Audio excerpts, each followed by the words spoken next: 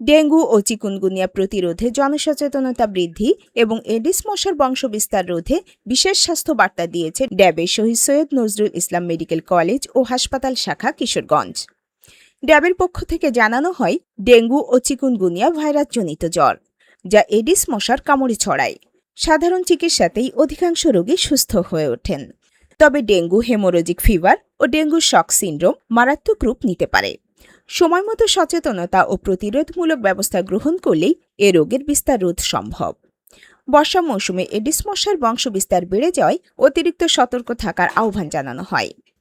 ঘর ও আশেপাশে কোথাও 3 দিনের বেশি পানি জমে না থাকে তা নিশ্চিত করতে বলা হয়েছে।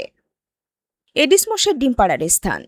ড্যাবের তথ্য মতে, এডিস মশা সাধারণত ঘরের ভেতর ও আশেপাশে পরিষ্কার স্থির পানিতে ডিম পাড়ে, যেমন ফুলের টব ও পাতার নিচে জমে থাকা পানি, পরিত্যক্ত টায়ার, প্লাস্টিক বোতল ও পানি ভরা বালতি, মাটির কলস, টিনের কৌটা, ডাবের খোসা, নারিকেলের মালা, ব্যাটারির খোলস, প্লাস্টিকের ঢাকনা ইত্যাদি।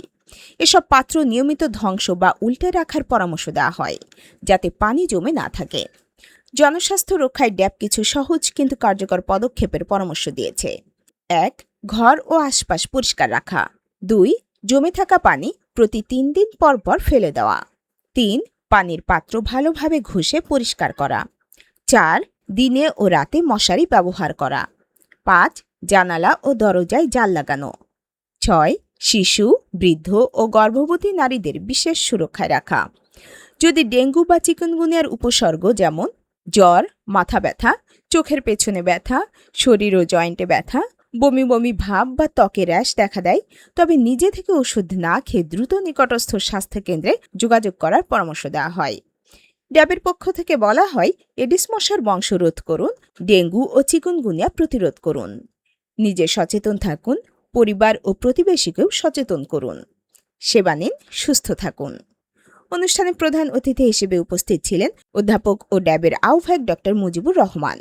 বিশেষ অতিথি ছিলেন ডক্টর SKM নাজমুল হাসান, ড্যাবের secretary doctor Mohammad Akram Hossain Jewel, vice principal Shahid Syed Nazrul Islam medical college, জনপ্রিয় ডাক্তার অধ্যাপক ডক্টর ফেরদৌস আহমেদ লাকি, কিশোরগঞ্জ 4 আসনের মনোনয়ন প্রত্যাশী ডাক্তার মোহাম্মদ এরশাদ আহসান সোহেল, কিশোরগঞ্জের ড্যাবের স্বাস্থ্য বিষয়ক সম্পাদক এবং ডাক্তার মিন্নুর উসাদ প্রমুখ। প্রশাসনিক দায়িত্বে, মেডিকেল কলেজের প্রশাসনিক দায়িত্বে যারা আছেন, বিশেষ করে ড্যাবের সভাপতি মুজিবুর রহমান, সাধারণ সম্পাদক নাজমুল হাসান, সাংগঠনিক সাদ এবং ভাইস প্রিন্সিপাল হিসেবে দায়িত্বে আকরাম হোসেন জুয়েল সহ আতর সহ যারা এইখানে দায়িত্বে আছেন, তাদেরকে আমাদের পক্ষ থেকে, ড্যাবের কেন্দ্রীয় ড্যাবের পক্ষ থেকে সংগ্রামী শুভেচ্ছা।